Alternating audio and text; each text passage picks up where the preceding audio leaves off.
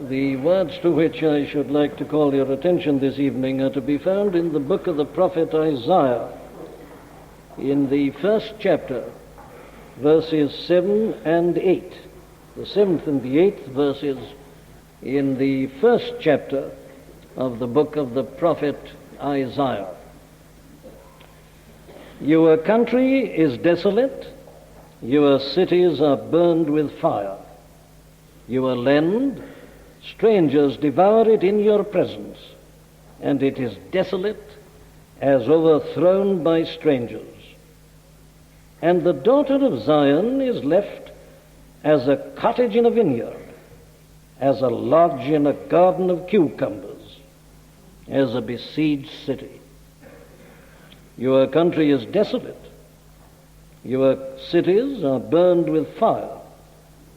Your land, strangers devour it in your presence, and it is desolate as overthrown by strangers. And the daughter of Zion is left as a cottage in a vineyard, as a lodge in a garden of cucumbers, as a besieged city. Here you see the prophet Isaiah continues with his terrible and terrifying description of the state and the condition of his countrymen, his contemporaries, the children of Israel. We are looking at this first chapter of his prophecy for the 5th time this evening. We've started at the beginning at verse 1 and are working our way through it. And we are doing so because this is the word that God gave to the prophet to give to his contemporaries. Hear, O heavens, he says, and give ear, O earth, for the Lord hath spoken.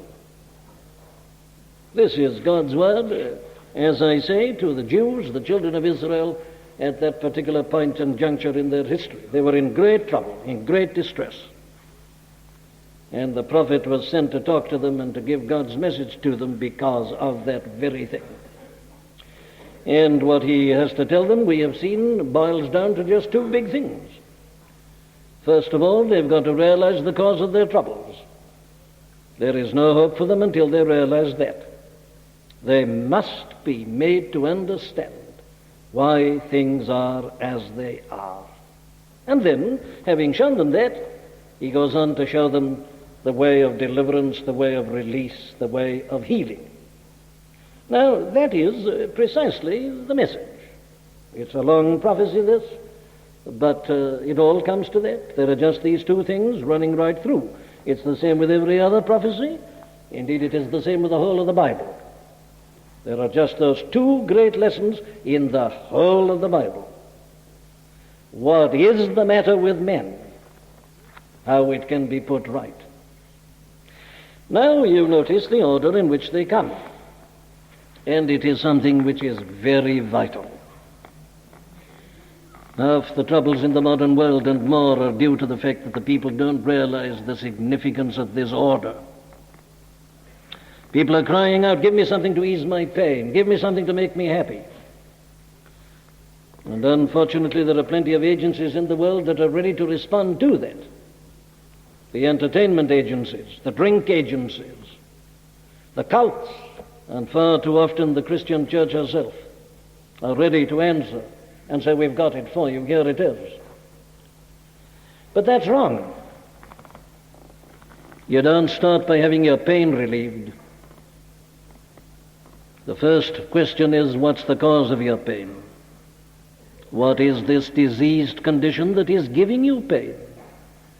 To ease a man's pain without diagnosing the cause of it is bad medicine, criminal medicine. And it's even worse in the spiritual realm.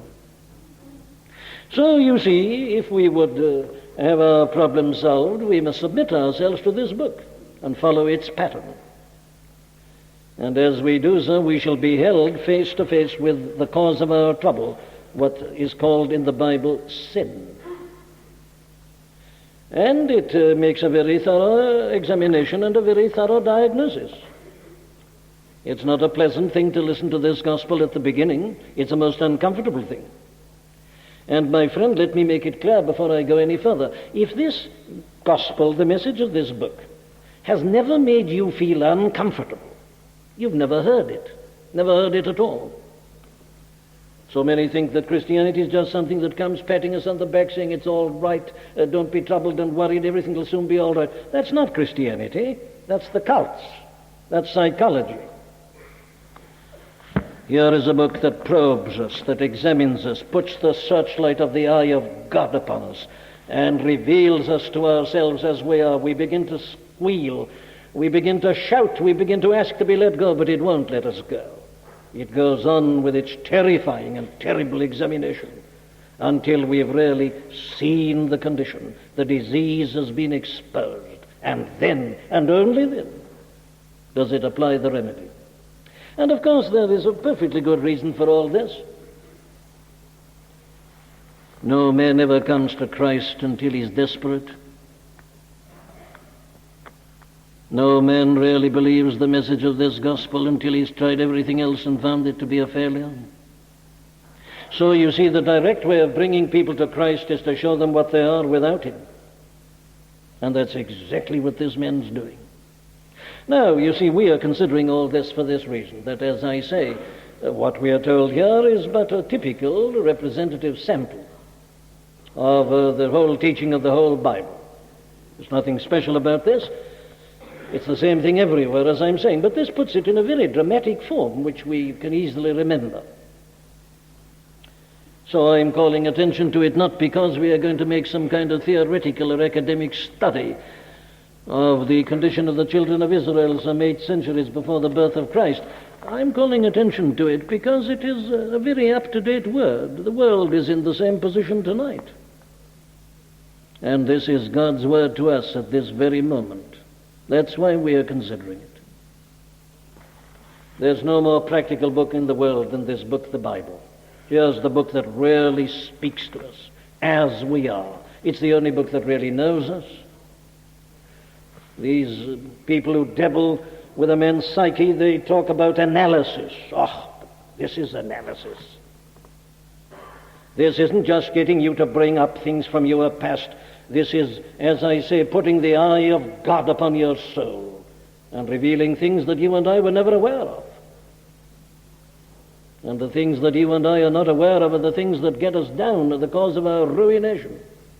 In other words, this is a revelation from God. And here it is, I say. Well, now, then let's follow this man. We've been following him, I say, all the way from that second verse where he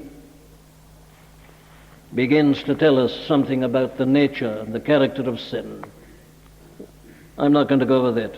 He's told us all about its character and its nature in verses 2, 3, and 4. It's essentially rebellion. Rebellion against God. Man in his folly and his arrogance, standing up to God and choosing his own way. That's the nature of sin. But now, from verse 5 onwards, he begins to tell us something about the consequences of sin. And it's a very good way of understanding sin to know something about its consequences. And they're terrible. We looked at the beginning of it last Sunday night when we looked at verses 5 and 6. And there what he was emphasizing was this: the terrible power of sin. Sin afflicts everybody. There's nobody immune to sin. There's no such thing as a natural immunity to sin. Some people have got a natural immunity to some fevers. Nobody's got a natural immunity to sin. From, he tells us here, the sole of the foot, even unto the head, there is no soundness. Everybody's a sinner.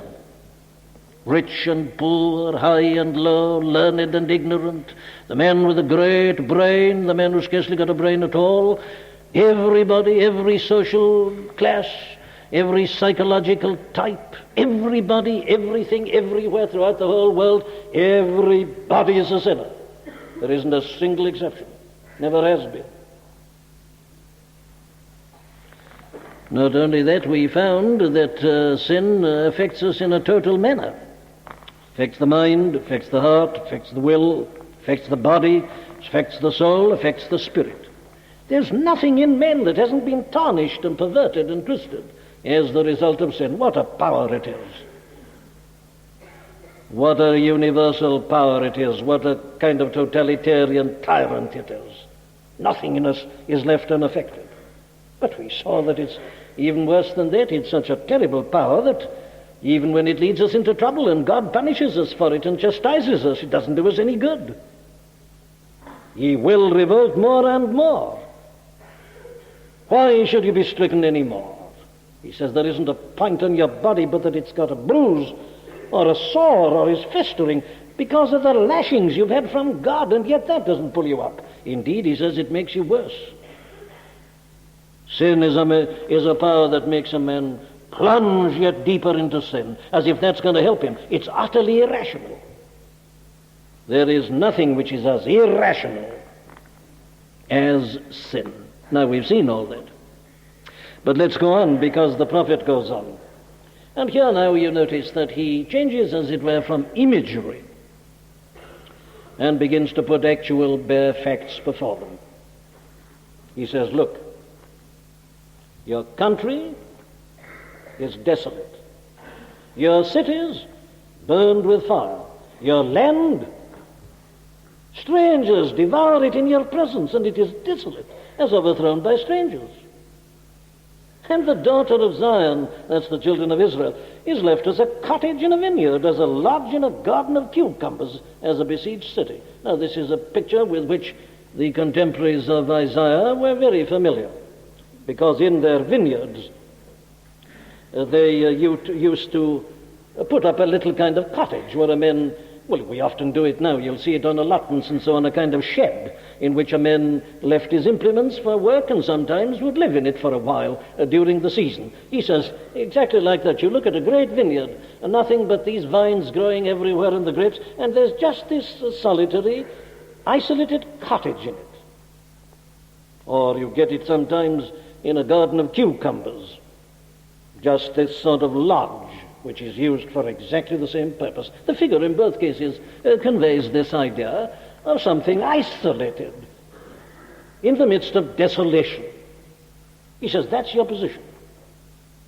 Well, now, my friends, all I have to do this evening is to show you how that is still true. This is a picture. Of course, it was actually true. In fact, it did happen to the children of Israel. Eventually, their whole city of Jerusalem was destroyed. All its buildings were knocked down. The whole place was razed to the ground, and their country really was ravaged and became utterly desolate, and they were carried away to the captivity of Babylon. This literally, physically, materially did happen to them. But, of course, the important thing is the principle. What happens in the material is a representation of what happens in the realm of the spiritual. I'm not saying by that that sin doesn't still lead to material difficulties. Sin can make a man a physical wreck, you know. It's doing it to many at the present time. Oh yes, there is a physical aspect. I'm not going to dwell on that tonight, but let nobody imagine that I'm saying that it doesn't do it physically. It does.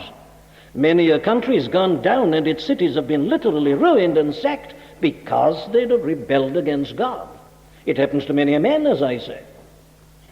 Sin can do this in a very literal, material sense. But it's still more important to realize what it does in a spiritual sense.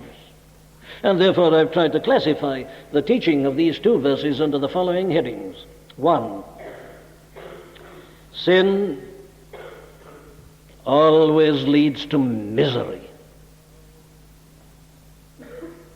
Your country is desolate. Notice how he repeats this word. Country is desolate. Your land, strangers devour it in your presence, and it is desolate. Desolation, ruination, misery. Now, this is one of the first things about sin, of course. That sin always leads to misery. We saw this partly last Sunday night when we saw that God always punishes sin in some shape or form, and that in itself always leads to misery. Here you are, he says, with all your body, with these bruises. Well, you're not happy when you've got a mass of bruises all over your body and festering sores and nobody dressing them, as he puts it so graphically. That makes a man feel very miserable indeed. Yes, and he goes on with that whole picture. The misery is partly due to the punishment which God metes out upon sin. But, and this is the thing I want to emphasize tonight, sin in and of itself, and because it is what it is, always leads to misery. Now, it's just here, of course, we see what is called the subtlety of sin. This is where the cleverness of sin comes in. And, of course, it's because of this that we all have sinned. If we really knew the truth about sin, we'd never have done the things we've done, and none of us would be miserable, and the whole world wouldn't be in its present condition. But sin is so subtle. Sin always comes in a most enticing form. And, of course, it always offers life, always offers a good time, always offers success, always offers happiness. Nobody'd look at it otherwise. But that's the way in which it comes. Well, I needn't keep you with this first point. It's all set out so perfectly in that chapter that we read at the beginning, the 3rd chapter of the book of Genesis. There it is. There's the history of the world in a nutshell. There is the one and only explanation of why the world is as it is at this very moment. Here is the only explanation as to why one hears what the poet has called the still, sad music of humanity.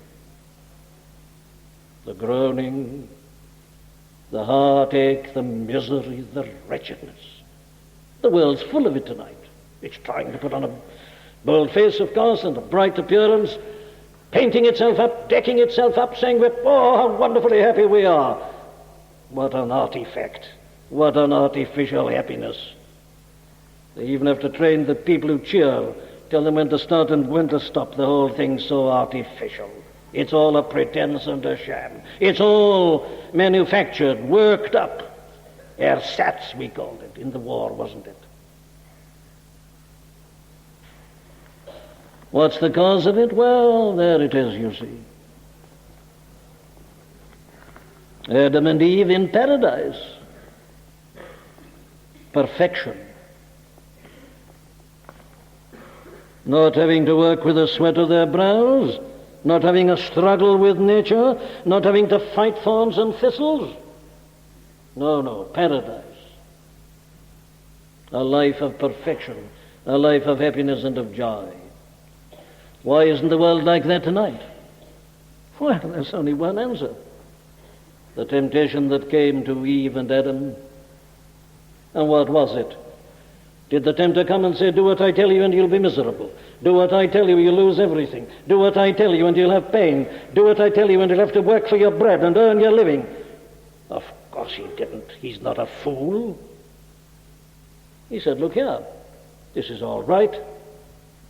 All right as far as it goes. But after all, it's a very small life, this. This is a very limited life. What about that great prohibition there? What about that great commandment that you're not to eat of that particular tree? He says, what fools you are, how dull and stupid you are. Fancy listening to God. Fancy going on with this religious life. What? Not living at all. You don't realize the potentialities in you. You don't know what you've got inside you. You're being held in, you're being hemmed down.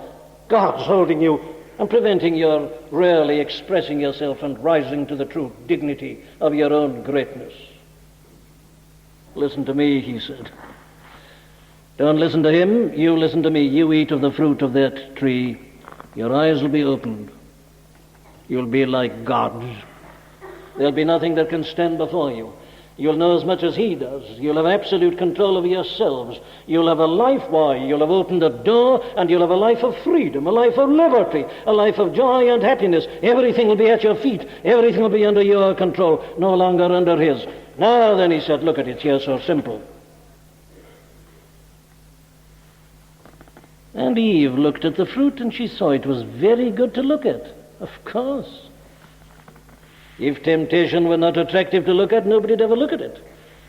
Temptations are always very attractive, good to look at. That's the most marvelous fruit in the garden. Look at it, look at the color, look at the form, look at the perfection, everything about it.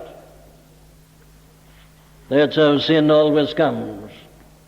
beguiling, enticing, bewitching. How attractive. Oh, I could illustrate this endlessly. This is the cause of the whole misery in the world tonight. That fool of a man looks at another woman and says, oh, what's my wife by the side of this one? Isn't that it? And that's only one illustration of 1,000, not to say 1,000,000. That's how sin and temptation always come. Full of beauty and of attraction, interest and excitement. Always better than what we've got. Come along, says the devil. If you only listen to me, you'll have a marvelous life. That's what he always offers. But that is never what he gives. Never. It's all there in that 3rd chapter, my dear friend. Study that chapter. There's an epitome of the story of mankind. There's the sole explanation of the sorry history from beginning to end. Because sin is always followed by disappointment. It is always followed by suffering. It's always followed by remorse. It's always followed, as we saw there, by fear. It's always followed by unhappiness. Adam and Eve had dwelt with God. Nothing pleased them more than when God, as it were, came down and walked with them and talked with them. But the moment they've committed this sin, they hear his voice in the garden, and they run and hide. They're filled with fear and alarm and terror, and they're unhappy and they don't know what to do. And they discover a problem in themselves they never had before. What can they do with this nakedness? The thing that appeared so attractive, so enticing, so bewitching, so wonderful, that's what it always leads to, without a single exception. The way of the transgressor is hard. The wonderful life that the world is offering to people, telling them to laugh at God and at Christ and at the chastity and the morality of the Bible. What's it give? What's it lead to? It always leads to misery and unhappiness, invariably. It not only leads to misery and unhappiness in those who commit the sin, it involves others also. Oh, the suffering in the world tonight and the misery because of sin. The whole world is miserable because of sin. Where do wars come from? Whence come wars among you, says James in the epistle of James, chapter 4, verse 1. Whence come wars among you? And wars are so devastating, they bring such misery and desolation. Wars are the greatest curse the human race has ever known. Where do they come from? He answers, even of your lusts that war in your members. Ye desire to have and have not. It's the whole explanation. Sin. The pride and the arrogance, the overweening pride and ambition of certain men and certain nations, that's the cause of the whole trouble. This is sin, and it leads to desolation and misery and unhappiness. And the world is unhappy tonight because of the preparations for another war, and it's all due to sin. It's all due to men and women turning their backs upon God and not submitting to Him and His holy law. I keep on repeating this. If only the whole world and everybody in it tonight submitted to God, you wouldn't have your bombs, you wouldn't have your armies, there'd be no threat of war. We'd be back in paradise. It's as simple as that. But we are fools. We are attracted by sin. We have this feeling that if we turn our backs upon God, we're going to have a marvelous life. But we don't. We don't have it in general, and we don't have it in particular. What would be the result if you made an analysis of the unhappiness, the wretchedness, the misery, and the heartbreak in this city of London tonight? What's the cause? What are the commonest causes of all this? And we know very well what they are. Lust, desire. A man trampling things under his feet and saying, I must have it, I want this, why shouldn't I? There's something very beautiful about this. I've never seen this before. It's never happened to me like this before. And so he breaks his vows, he breaks the laws, gratifying his lust, his desire, his passion, and the suffering. Little children suffering, women suffering, men suffering, families suffering. Oh, my dear friends, sin always leads to desolation. It's an invariable rule. It can't help itself. Its very nature is to produce that. What's in the nature must come out, and it's a weed, it's a poison, it's a canker, and it always and inevitably leads, I say, to this inevitable desolation. Well, there's the first thing he tells us, but let's go on. The second thing he tells us that it does is to lead always to loss. Your land, strangers devour it in your presence, and it is desolate as overthrown by strangers. He says, your land, the land that belonged to you, it's been overtaken by strangers. They've come in, and you are just miserable, pitiful serfs and slaves in the country, and they're there devouring your substance in your very presence. And it's all been overthrown by strangers. He says, look at your cities. The cities you yourselves have built and your fathers built, the buildings that you were so proud of, what of them? Your cities are burned with fire. Your land, the land that you had, the land flowing with milk and honey, the land that was so fruitful, the land on which you lived and the fruit of which you enjoyed. Look at it. What is it? Well, strangers devour it in your presence, and it is desolate. They take everything out of it and put nothing back into it. They don't manure it. They don't till it. They just want the proceeds, and they leave it a barren, desolate wilderness, overthrown by strangers. Now, I say the spiritual principle here is a perfectly simple one, and it's everywhere taught in the Bible. It's this: sin is always a total loss.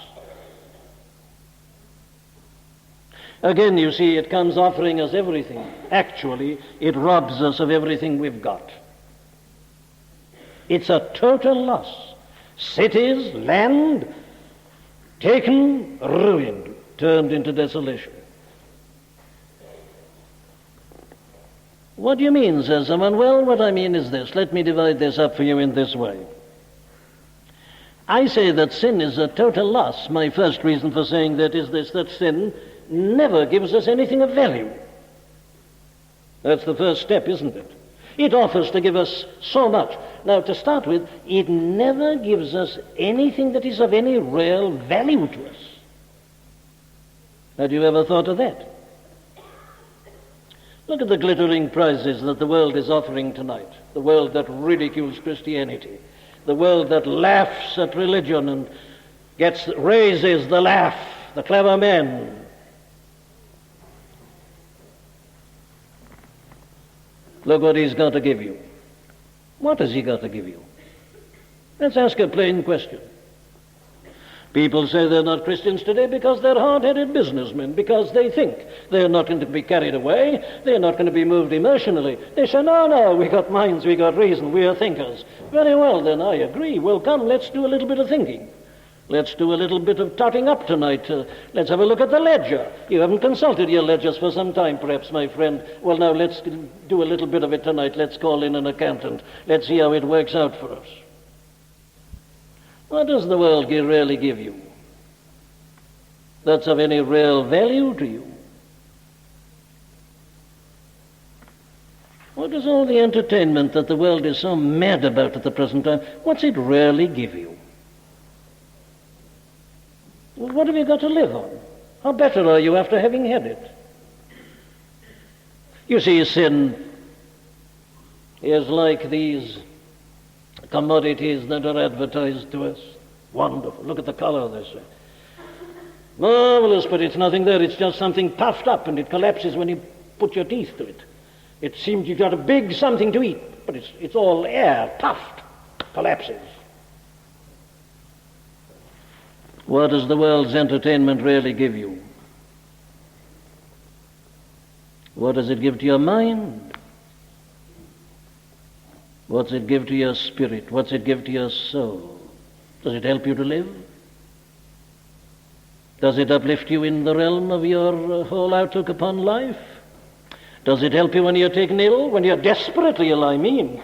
Not when you've got just a bit of a cold and can't read anything intelligent and just want to be entertained. I mean when you're desperately ill. What's it give you? What's it got to offer you? Nothing. It's a mockery. You don't want it. Oh, I mustn't keep you. Take everything that the world has got to offer you tonight, which is opposed to this. And when you really analyze it, you'll find you've got nothing. There's nothing there. Let me sum it up then by using the words of the Apostle Paul. Here he is writing his epistle to the Romans, men and women who'd been living that sinful life. They're no longer in it. And this is how he puts it to them. He says, when you were the servants of sin, you were free from righteousness. What fruit had you then in those things whereof you are now ashamed? Look here, says Paul, let me take you back across your life. Now, there were things you used to do. You don't do them any longer. You're ashamed of them now. But tell me this, what profit did you have in them even when you did do them? You see, the preacher isn't a man who lives in a class case. He isn't a man who's out of this world. I'm a man like everybody else, and I read my newspapers, and I listen to the wireless when I've got time, and look at the television when I'm too tired to do anything else. And I notice what's happening, you see, and I get the impression that if you really want life, and if you really want to get returns, if you really want to get something out of life and get a kick out of life, well, the more you drink, the better it is. Drink comes into every play almost, introduced at every point. No two people can meet, but they've got the glass in one hand as they're shaking. It's there. It's always, have you noticed it, in the front? Alcoholic drink. This is the thing that makes life life. This is going to give you something marvelous, and everybody's talking about it and boasting about it. This is the thing. What does it really give you? What does it really give you? Well, it seems to me that it's come to this, that men and women today are so miserable and so unhappy that they have to drug themselves to persuade themselves they're happy. That's what it really is. But they say you can't have a good night unless you have a drink or two. You can't be convivial. You can't have a really animated conversation. There'll never be any brilliance, won't there? My dear friend, you try without it. Is man so fallen? Is he so bereft? Is he so bankrupt that he's got to be drugged, I say, and his highest qualities of all put out of action before he really can be convivial and pleasant and genial and speak in a manner that's entertaining? Has it come to that? No, these things have got nothing to give us. I've said it from this pulpit before, and it's a strict scientific statement. Alcohol is not a stimulant, it's a depressant. That's a pharmacological fact for you. It's nothing but a depressant. And all the supposed stimulus, it's not there. It doesn't give you anything. What it does is to release that which is most primitive in you by knocking out your higher centers of control. That's only an illustration. It's true of sin in every realm and in every department. It never gives us anything. But I must go beyond that. Sin not only never gives me anything, it always robs me of my most priceless possessions. And this is the terrible thing. Look at your cities, says Isaiah. Look at your country. Where are your cities? Where are your buildings? Look at your land. Look at it. It's become a barren wilderness. And it's all because of these strangers that have come in and have conquered you and have robbed you of it all. My dear friend, sin always does this. There's a classic example of this in the New Testament. It's called the parable of the prodigal son. Here's a man who said, give me my share of the goods. I want to go to that far country. I can do better with my money there than I ever can here with you. Stick in the mud. You never advance. You never know anything. That far country, that's the place. Give me my share. Off he goes. And he was going to make a fortune. But he found himself penniless with the swine and the husks in the field. Nothing left.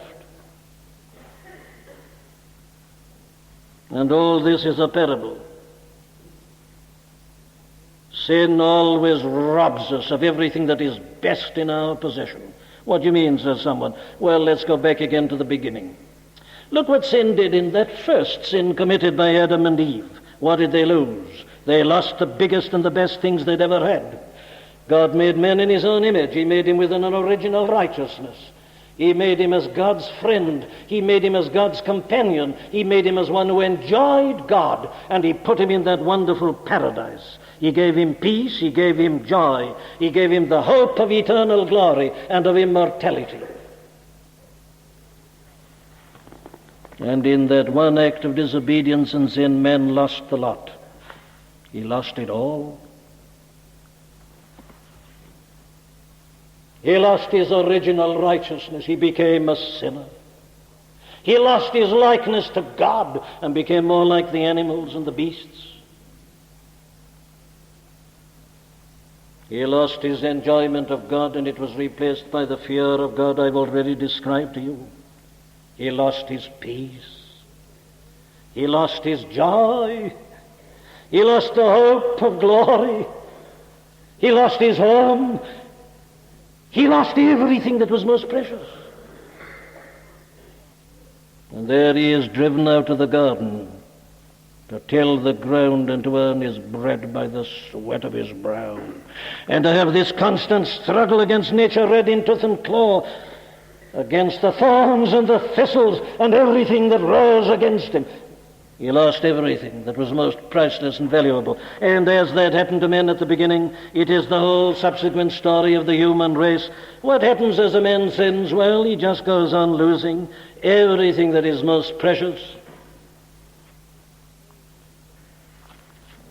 You look at a little child. He's not perfect. No, we don't believe in the Peter Pan idea. But you know, there is a kind of innocence about a little child, isn't there? The little child doesn't know some of the things that you and I know. There is this little child, still chaste, still pure, still clean. But as we go on, as Wordsworth reminds us, shades of the prison house begin to close upon the growing boy. And he begins to learn things and know things which he thinks are wonderful and clever. But he doesn't know that as he learns them, he's losing something, losing an innocence, losing a purity, losing a cleanliness of imagination and of thinking. Oh, what a robber sin is, and what it robs us of, you see, are the most wonderful things, the most beautiful things, the best things.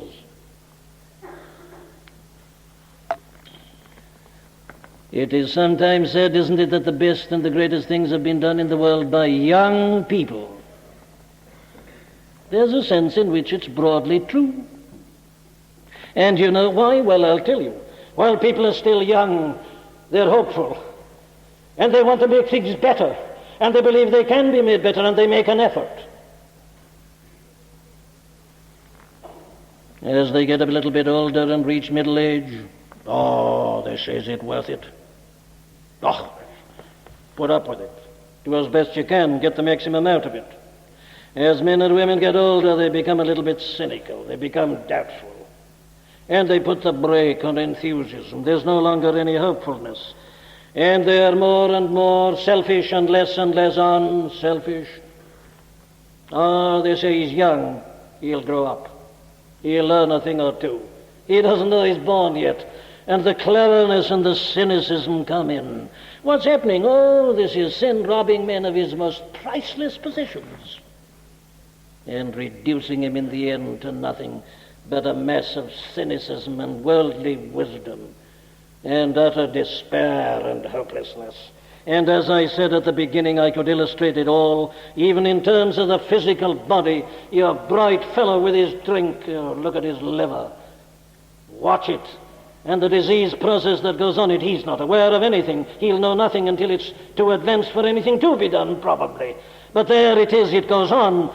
Sin It's always taking something out of you. It's always robbing you of nervous energy, robbing you of purity, robbing you of your physical stamina, robbing you of all your uplifting idealistic ideas and reducing you to a mere mess, I say, of cynicism and of disease and of decay. It's always a dead loss and a total loss. But then I must hurry on to this. It is always also a slavery. Your land, strangers devour it in your presence, and it is desolate, as overthrown by strangers. Here you are, he says, you're in your own country still, but instead of being the bosses, you're the slaves. The others have come in, they've conquered you, there you are, you've got to do what you're told, it's your own country, but while you are looking on, there they are, eating off the fat of the land and leaving the mere refuse and remnants to you. That's your position, he says. What's that? Well, that's just a graphic description of slavery. And that is, of course, the truth about life of sin. And it means that you're mastered by an alien power. It means that you're mastered by strangers, by the enemies, the devil, the world, and the flesh, and all the principalities and powers. I don't stay with this because I've touched on it before, but sin, my dear friend, is nothing but slavery. And the tragedy of men and women in sin tonight who are not Christians is that they're just utter slaves. Slaves to desire, slaves to lust, slaves to drink, slaves to gambling, slaves to the things to do, slaves to the social round. Oh, the poor, pathetic slaves. They think it's marvelous, it's freedom, it's wonderful. They regard religion as slavery. And there they are, absolutely held in and shut down by their surroundings and circumstances and all these forces and powers within. And they're not only that, they're utterly helpless. They can't do anything about it. If they could, they would. Some of them, poor things, get so desperate that they commit suicide. It's an attempt to get free. They've been struggling. They don't do that suddenly. They've been struggling for years. They would say, I want to get out of it all. And they can't get out of it all. Some of them emigrate. Some of them resign from great posts and go off into the country somewhere. This is because of the slavery. And they're absolutely helpless. And not only that, they're filled with shame. Did you notice this terrible phrase? What a pregnant phrase it is. Your land, strangers devour it in your presence. That's what makes it so terrible. If they'd carted you away and did it when you were not there, it wouldn't be quite so bad. It's humiliating even then. But it's still worse. They devour it in your very presence. And that's a terrifying picture of a man in sin. He's looking on at himself, as it were. And he says to himself, is it conceivable that I'm still the same person as I once was? I remember a time when I wasn't like this. I had hopes. I had desires which were beautiful. I was optimistic. I believed that something could be done. I hadn't lost my character, my purity. I hadn't lost my honor. I hadn't broken my word. Where is the man I once was? Strangers have devoured it, and he's looking on while they're devouring it. He sees himself. He looks at his face in the mirror, and he sees the degeneration, the shame that accompanies it all. Our Lord has summed this up in a terrifying phrase. You remember it? He says, the strong man armed keepeth his goods in peace. Man in sin is like the heir of a great estate who's been conquered and has to work like a slave in his own estate. This world was made for us, and we were put into it as the lords of creation. We were meant to enjoy it, to be happy in it, and to have a full life in it. But here we are in our own estate, and the strangers, the world, the flesh, the devil are commending us and dragooning us. And here we are in shame, looking on at our own misery and helpless to do anything at all about it. That's sin. I've only one further word, and here it is. It's the last word in these two verses that we're looking at together. The daughter of Zion is left as a cottage in a vineyard, as a lodge in a garden of cucumbers. Oh, what a tragedy. Do you know the final truth about sin? It's this, that after it has fooled you and made you miserable and robbed you of all you had and turned you into a miserable, helpless slave, it then leaves you to yourself, isolated. Exactly like a cottage in a vineyard or a lodge in a garden of cucumbers.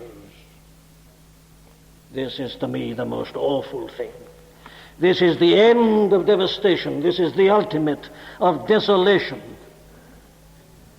That sin, having taken all out of me, having fooled me and robbed me, leaves me at the end as a lonely, isolated, miserable wreck.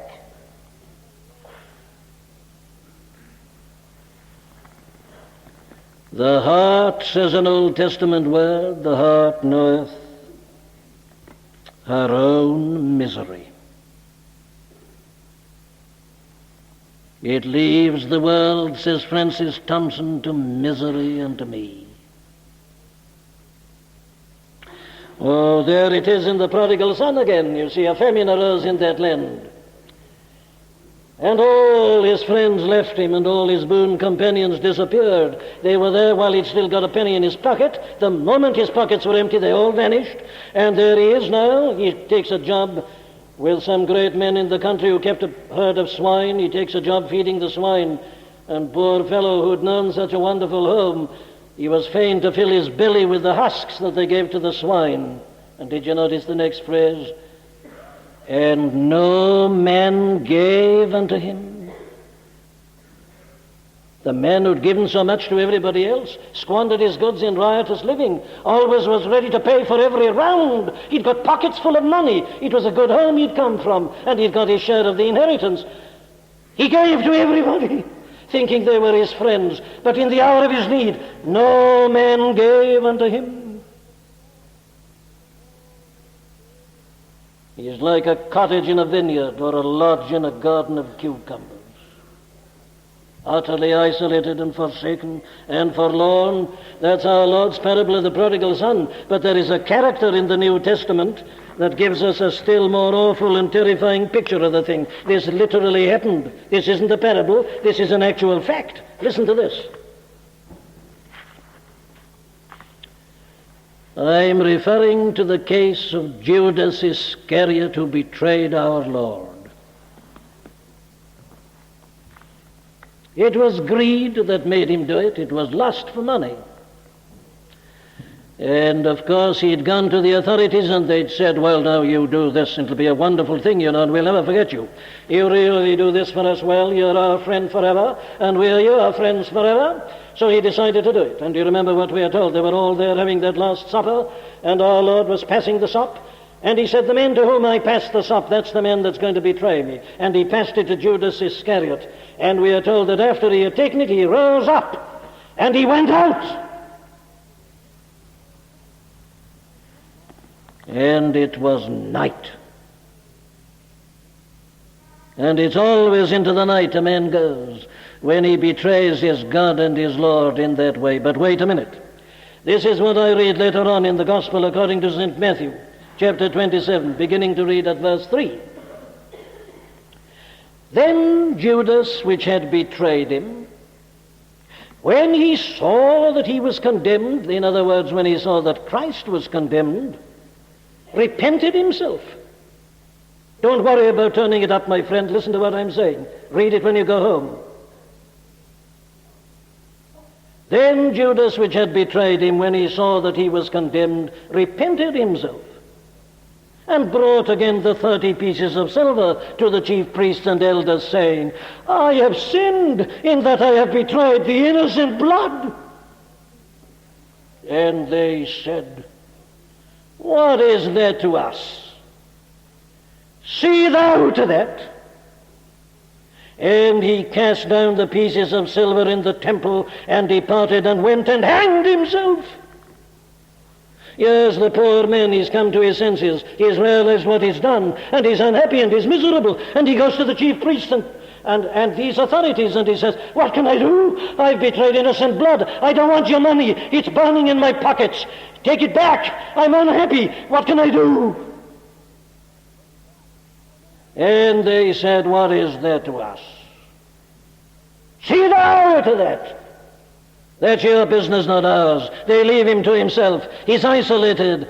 Yes, he's like the lodge in the garden of cucumbers. He's like this bit of a house there in the vineyard that's set up for the men to live in. He's isolated. He's left, no man gave unto him. See thou to that. And so, my friend, sin and its boon companions always do with us. They leave us to ourselves. When they've robbed us and exhausted us, they leave us as helpless hulks and tell us to get on with it as best we can. Is there anything more awful, more terrible than the death of an ungodly person? He's got to leave his family, he's got to leave his friends, can't take them with him. He's got to leave his money, he's got to leave his profession, got to leave his business. He's got to leave everything. Naked came I out of my mother's womb, and naked must I return thither. All he's lived for, he's got to leave it behind him. He can't take it with him. It's impossible. Where's he going? Well, he's going to pass through death. He's going out of the world into heaven, into the land beyond, from time to eternity. He's making this most vital journey a man can ever make. He's going out of the world, leaving everything. Where? He doesn't know. He looks into the eyes of his loved ones. They don't know because they've lived the life he has. He looks for his friends. They're not there. They're not interested any longer. There's a great dinner on. There's a marvelous dance on. There's a great drinking place open tonight. No. He's alone. He's going out. Alone, empty-handed. Doesn't know where he's going. Like a lodge in a garden of cucumbers. And everybody's looking on and saying, see thou to that. Don't cry and whimper. Don't ask us. That's your business, not mine. No angels to meet him. No one to guide him. No one to welcome him. He's ignorant. He knows nothing. He's got nothing. He's absolutely isolated, alone, with nothing anywhere that is of any help or of any value. Am I drawing on my imagination? Well, my answer is this. One of the greatest philosophers that Germany has ever produced, if not indeed the greatest, and certainly their greatest poet, was a man called Goethe. Goethe wasn't a Christian, of course. He was a philosopher. And he didn't believe this. He had a great mind, a great brain. He had read the classics. He knew the philosophers. And he was a great thinker and a great poet. And this was all that was necessary.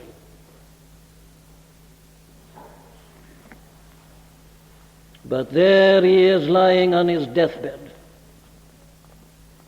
Do you know what his last words were? They were these. More light. He was crying for more light. Why? Oh, because he was in an impenetrable darkness. And all his great brain and his great learning and knowledge and all his great friends couldn't help him. The darkness deepens. And no man gave unto him, and he could but cry out, more light. But he didn't know the only one who could give him the light. He couldn't sing the hymn that we are so fond of, Abide with me. Fast falls the eventide, the darkness deepens. Lord, with me abide.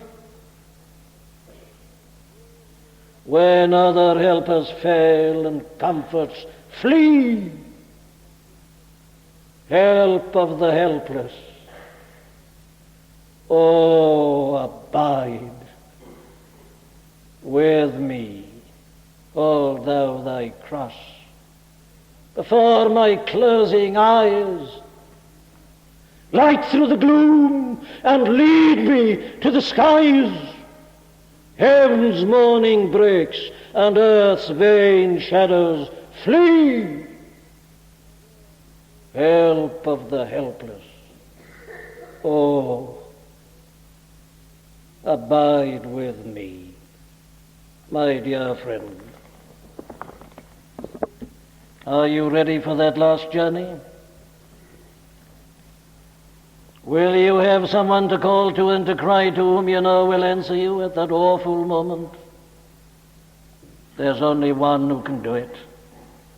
He is this blessed Son whom God sent into the world to take away our guilt, to die in our stead and to bear our punishment, to reconcile us to God, and who has gone on before us and says to all who believe in him, let not your heart be troubled, ye believe in God, believe also in me. In my Father's house are many mansions. If it were not so, I would have told you. I go to prepare a place for you, and if I go and prepare a place for you, I will come again and receive you unto myself, that where I am, there ye may be also.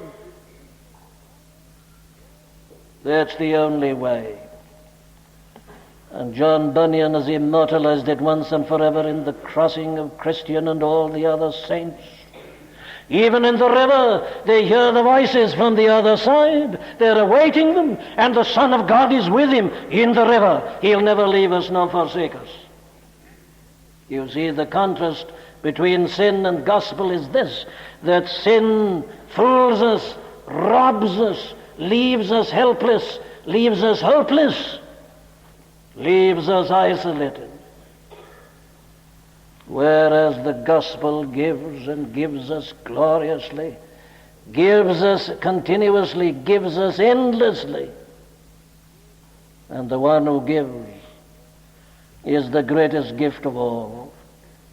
And he will never leave us, nor forsake us, if we believe in him.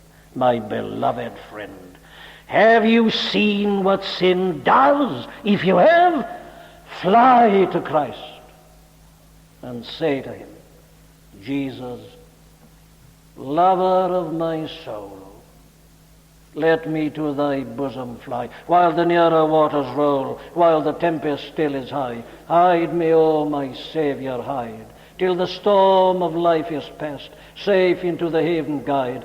Oh, receive my soul at last. And he will. And you'll never be alone again. And he'll begin to shower the riches of his grace upon you. Turn to him and begin to receive. Amen. We do hope that you've been helped by the preaching of Dr. Martyn Lloyd-Jones. All of the sermons contained within the MLJ Trust audio library are now available for free download. You may share the sermons or broadcast them. However, because of international copyright, please be advised that we are asking first that these sermons never be offered for sale by a third party. And second, that these sermons will not be edited in any way for length or to use as audio clips. You can find our contact information on our website at mljtrust.org. That's mljtrust.org.